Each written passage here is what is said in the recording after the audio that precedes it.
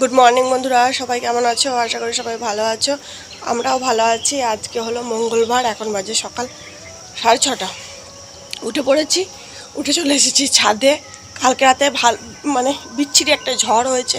আমরা শুয়ে পড়ার পর বিচ্ছিরি ঝড়, হ্যাঁ, ধূপ ধাপ করে আওয়াজ হচ্ছে। আর ভাবছি নে বাবা, টপগুলো সব পড়ে গেল নাকি, ভয় লাগছিল। বৃষ্টিও হয়েছে। এত জামা কাপড়গুলো নিয়ে এলাম, মাখিয়ে নিই, গিয়ে তারপরে রান্না বসিয়ে দেবো, মিস্ত্রি কাজে আসবে। তো চল, খুব গরম পড়েছে, ওই জন্য আমরা ছোটো ঘরে শুচ্ছি না, বড় ঘরে শুচ্ছি এসির মধ্যে।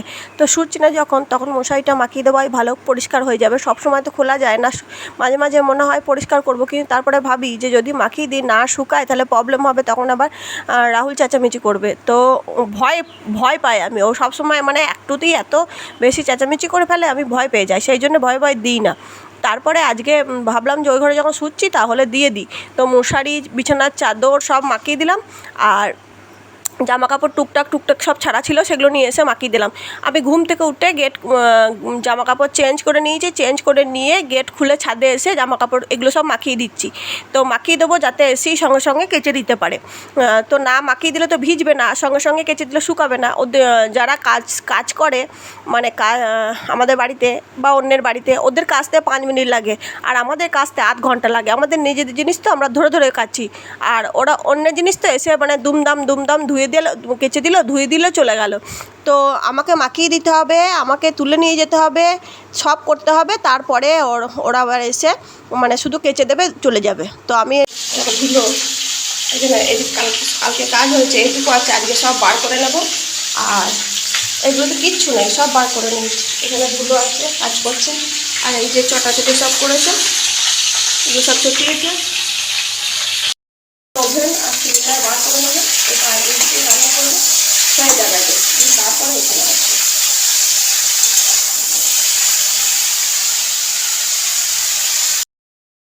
রান্না মোটামুটি হয়ে গেছে, রাহুল চান করতে ঢুকবে, আমার চান হয়ে গেছে। ছাদে এলাম, জামা কাপড়গুলো মিলবো, ফুল তুলবো, নিচে যাব। যেগুলো শুকিয়ে গেছে সেগুলো নিই আর উল্টো পাল্টে দিই।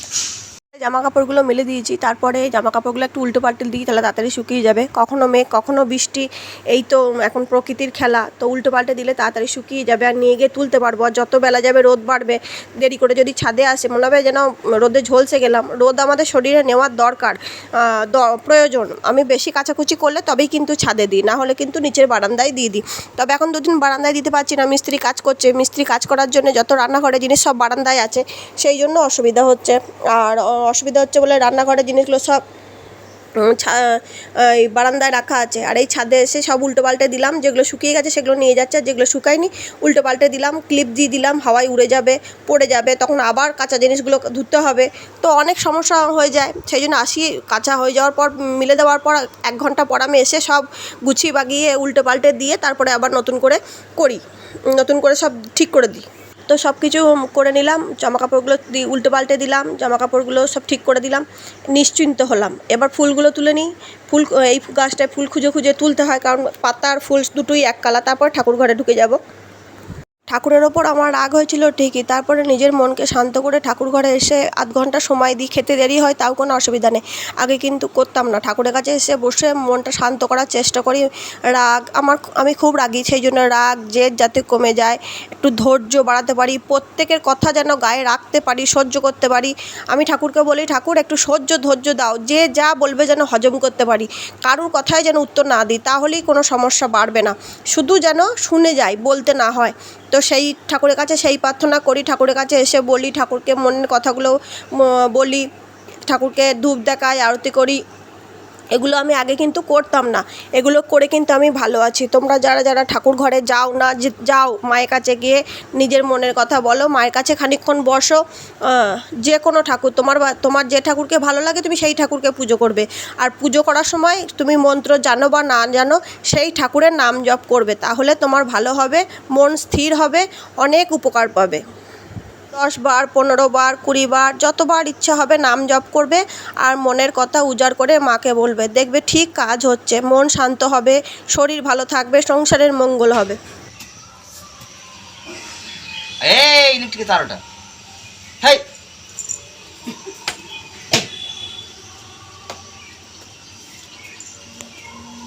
লাঠি লাঠি ডিস করে অ্যান্সার করছিল, নিজে নিজে খেলছে বল নিয়ে। সুন্দরী সুন্দরী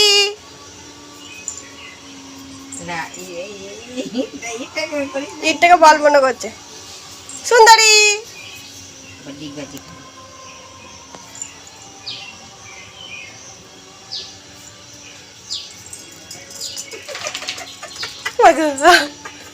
সুন্দরী এ বাবু তো ইয়ে তো নিয়ে খেলা দেখাতে পারবি তো।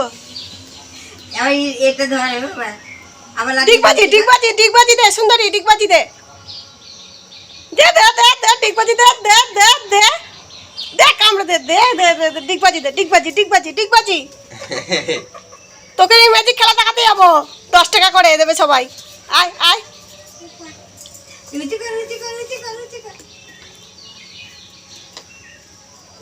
ওটা টপকানো শেখাবি। আয় আয় আয় এটা টপকা ওর মন মরছে কেন? ও ছিটেল আছে, ও মাথা স্ক্রু ঢিলা আছে। ওই ওই দে ওই দে ওই দে ওই দে সাপ দেখলে মেরে দেবে। ও মারবে সাপকে, সাপকে মারবে। ওই সাপকে মেরে দেবে। আমরা ধরে দেখেছি তো ফোনে। ওই ওই ওই ওই ওই ফোনে দিয়েছে পুটি টানছে পুটি। ওই মেশিনে গুলছে লাগাচ্ছ তাই তো? সাদাটা যখন ইয়ে হলুদটা যখন পালিয়ে যাস না, পালিয়ে আয়।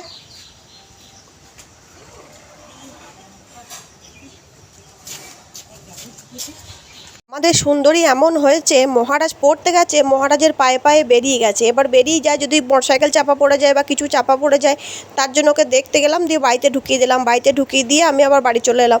বাড়ি এসে জামা কাপড়গুলো ভাঁজ করছি, ভাঁজ করে না নিলে পড়ে থাকলে এই কাজ পরে আবার আমাকে করতে হবে, তখন বিরক্ত লাগবে। মানে কাজ সময় করে নেওয়া ভালো। আমি কীরকম মানুষ জানো তো, আমি কাজ সেরে বসে থাকতে ভালোবাসি। আমার কথা হলো আগে কাজ তারপর বসা, নিশ্চিন্তে বসবো। পেছনে কাজ পড়ে থাকবে, দিয়ে আমি বসে বসে আড্ডা দেবো, ফোন দেখবো, এইসব আমার তাহলে হয় না। আমি আগে কাজ করে নেবো, তারপর অন্য কোনো বাড়তি কাজ করব। আমি যেহেতু ভিডিও বানাই, আমি সকালবেলা ঘুম থেকে উঠে ঘর দোর মোছা, বাসন মাজা, তারপর রান্না, তারপরে আবার সবাইকে খেতে দেওয়া, সব কিছু করে নিই। তারপর ঠাকুর পুজো, তারপরে নিজে খাই, তারপরে আমি অন্যদেরকে, তারপরে আবার সময় পাই ভিডিও বানাই, শর্ট রিলস। তারপরে আমার 2টো ফেসবুক চ্যানেল, 2টো ইউটিউব চ্যানেল, একটা ইনস্টাগ্রাম চ্যানেল। তো অনেক চাপ থাকে, ভিডিও বানাতে হয়, প্রত্যেক জায়গায় ভিডিও দিতে হয়। আমি কষ্ট করে যাচ্ছি, চেষ্টা করে যাচ্ছি। হওয়া না হওয়াটা পরের কথা, জীবনে একটা লক্ষ্য থাকতে হবে। লক্ষ্য স্থির থাকলে তুমি সেখানে সফল হবেই। নেগেটিভ ভাবলে হবে না যে কবে হবে, কখন হবে। কাজ করে যাও মন দিয়ে। আমি কোনোদিন কোনো সময় দেখি না যে আমার কত সাবস্ক্রাইবার হলো, কত ওয়াচ টাইম হলো। আমার লক্ষ্য হলো আমি ভিডিও করে যাব, জীবনে কোনো না কোনো দিন ঠিক সাকসেস পাবই। তো লক্ষ্য স্থির থাকলে ঠিক রোজ এক নির্দিষ্ট টাইম, 1:30 মানে 1:30তেই ভিডিও দিই। রবিবার ভিডিও দিই না মানে দিই না। আর 3 ঘন্টা অন্তর অন্তর শর্ট ভিডিও ছাড়ি মানে ছাড়ি। সে বুড়োই মরুক আর টাকরাই ছিড়ুক, আমাকে বাড়ির লোক বিরক্ত হয়, এত কী করো মোবাইল, এত কী ভিডিও দাও। কিন্তু আমি আমার কাজ কিন্তু মন দিয়ে করে যাই। আমি কিন্তু ওদেরকে অত কৈফিয়ত দিতে যাই না। আমি কিন্তু সংসারের কাজ A to Z সব করি। আমার কিন্তু কোনো হেল্পিং হ্যান্ড নেই।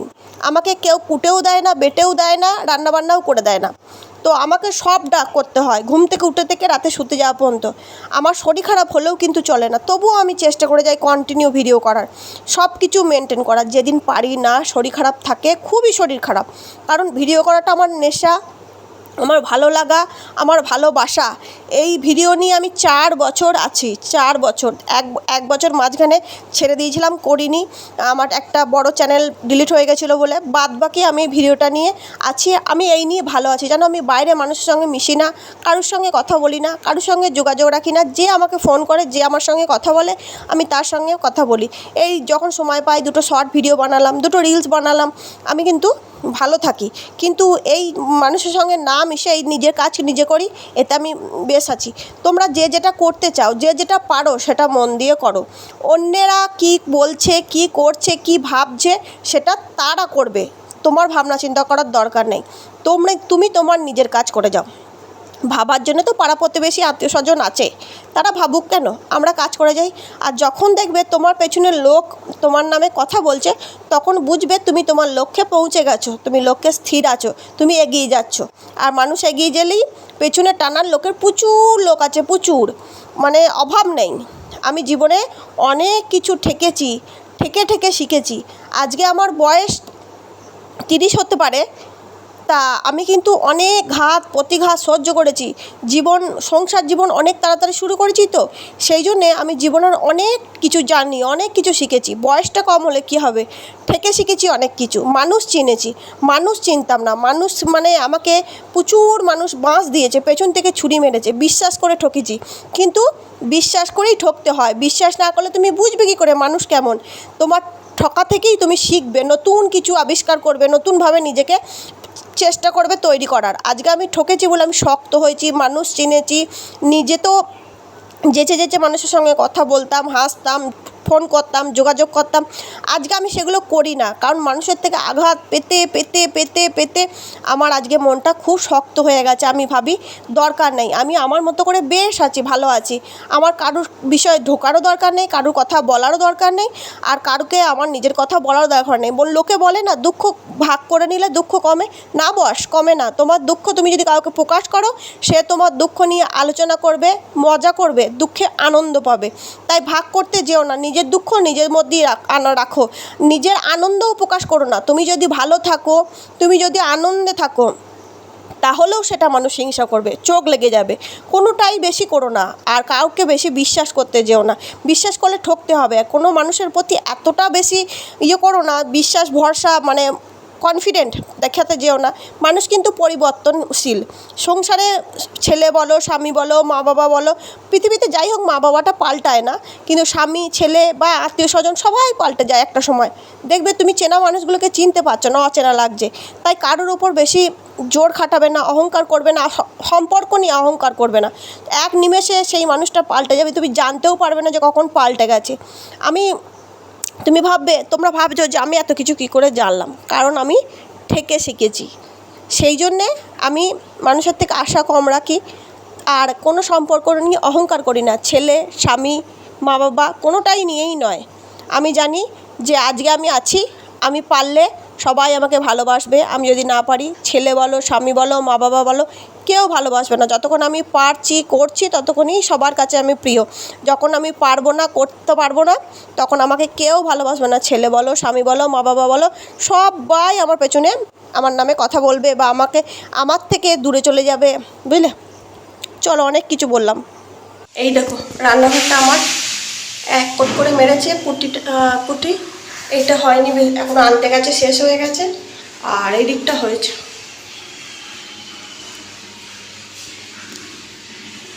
এইগুলো এখনো রং হয়নি, কখন হবে, কি করবে কে জানে। রঙের গন্ধটা কিন্তু খুব ভালো লাগে। কি ভালো লাগছে না দূর থেকে সাদাটা। তো রান্না করেছি উচ্ছে দিয়ে, পেঁয়াজ দিয়ে ভাজা, পটল দিয়ে আর আলু দিয়ে একটা সর্ষে বাটা পোস্ত দিয়ে তরকারি। এদিকে আম কেটে নিয়েছি, আর ওদিকে করেছি পনির ভাপা। তো আর ডাল। আজকে মাছ, মাংস, ডিম কিচ্ছু নেই। মাছ থাকে তো রোজই। আজ বললাম, কালকে কতবার বললাম, মাছ এনে দিল না। পশু বললাম, এনে দিল না, কী করবো আমি। উচ্ছে ভাজা, ডাল, পটল দিয়ে আলু দিয়ে তরকারি, আর আম, আর পনির ভাপা। মহারাজ নিচ্ছে, মহারাজের জন্যই অসাধারণ, খুব সুস্বাদু হয়েছে। খাইতে না খাইয়াই কইয়া দিল। এখন বসে বসে খাচ্ছি জাম মাখা। এবছর প্রথম জাম মাখা খাচ্ছি। মানে জাম খেতে ইচ্ছা হচ্ছিল, মানে যে যুগায় চিনি সেই চিন্তা মনি বলে না, তুমি কি খাবে চিন্তা করো না, ওপরওয়ালা তোমার জন্য ঠিক বরাদ্দ করে রেখেছে।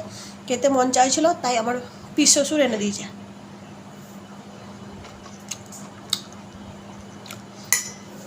আম দিচ্ছিল, জাম দিচ্ছিল। আম দিতে হবে না, জামটা দাও। নাই দেওয়া। মহারাজও খেলাম, আমিও খেলাম।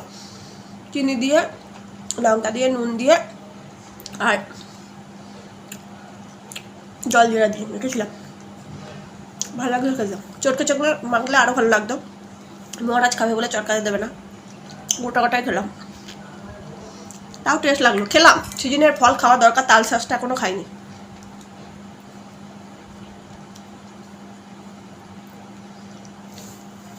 আমি যখন ছোট ছিলাম সারাদিন জামতলায় থাকতাম লোকের,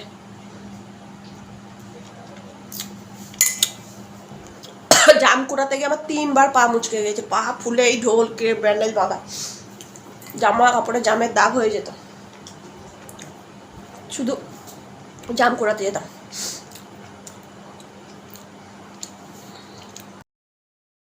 ছাদে গেলাম, জল দিলাম, কল চালালাম, পাম্প চালালাম, জল তুললাম, মিস্ত্রি চলে যাওয়ার পর রান্নাঘরটা পরিষ্কার করলাম, গোটা বাড়ি ঝাঁট দিলাম।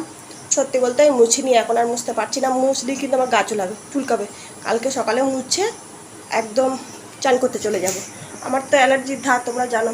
তারপরে কালকে রাতেই চুলকাচ্ছিল, কিন্তু ভয় আমি বলিনি, রান্নাঘরে গেছিলাম, তারপরে চুলকাচ্ছিল, ভয় আমি বলিনি, রান্নাঘর থেকে সব বার করে নিয়েছি, দিয়ে বারান্দায় করছি জানো, দিয়ে জল তোলা হলো, জল দেওয়া হলো, তারপরে ঘর দোর ঝাঁট দেওয়া হলো, চা করে দিলাম মহারাজকে, জামা কাপড় চেঞ্জ করলাম, নিজে একটু মুখে চোখে জল দিয়ে এবার বসবো, চা খাবো। এই যে চা করে বসে আছি, মহারাজ বসে আছে, চা খাবো। গুড ডে বিস্কুট নিল মহারাজ। আর মনে হচ্ছে এত গরম, ছাদে গিয়েছে তোমাদের সঙ্গে কথা বলবো, ক্যামেরা খুলিনি, নিয়েও যাইনি, খুব গরম লাগছে। আর আমি চলে এসেছি হালকা ফুলকা চটা মোটা একটা নাইটি পরে, কারণ এর থেকে শান্তি পৃথিবীতে কিচ্ছু নেই। একটা দোকান থেকে দামি শাড়ি এনে দিলেও নেই, এই চটা নাইটিটার মধ্যে যে শান্তিটা আছে বেনারসিতেও নেই। তো চলো আজকের মতো ভিডিওটা এখানেই শেষ করছি। সবাই ভালো থেকো, সুস্থ থেকো, নিজেদের শরীরে খেয়াল রেখো, আমার পাশে থেকো, আমার ভিডিওগুলো দেখতে থাকো। কোনো দিন ভিডিওতে ভিউজ আসছে, কোনো দিন আসছে না, এতে কোনো দুঃখ নেই, কাজ করে যাবো মন দিয়ে, যেটা হওয়ার এখানে যেটা লেখা আছে সেটা হবে, তাই কাজটা মন দিয়ে করতে হবে, ভালোভাবে করতে হবে। করতে থাকি, তোমরা দেখতে থাকো, ভালোবাসা দিতে থাকো। আর তোমাদের ভালোবাসার জন্যই আমি ইউটিউবে এসেছি, তোমাদের ভালোবাসা পেতে, টাকাটা তো পরের কথা। তো চলো টাটা, যদি ভালো থাকি, সুস্থ থাকি, বেঁচে থাকি, কাল নতুন একটা ভিডিওর সাথে নিশ্চয়ই দেখো।